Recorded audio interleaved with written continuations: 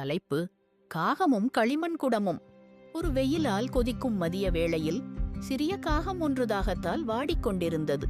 அது பறந்து பறந்து தேடியும் தண்ணீர் எங்கும் கிடைக்கவில்லை.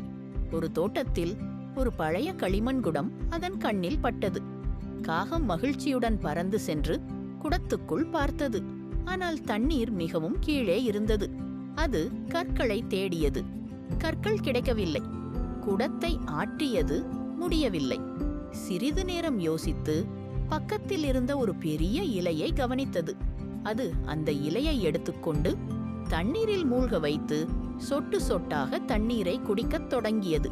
மெதுவாக அதன் தாகம் தீர்ந்தது. காகம் சிரித்துக்கொண்டே கூறியது, "அறிவு இருந்தா கல்வேணாம், யோசனை போதும்." பின்னர் அது வானில் பறந்து சென்றது, சிறகுகளை விரித்து மகிழ்ச்சியாக. இதிலிருந்து நாம் அறிந்து கொள்ளும் பாடம்: வழியில்லாத இடத்துல யோசனைதான் புதிய வழி.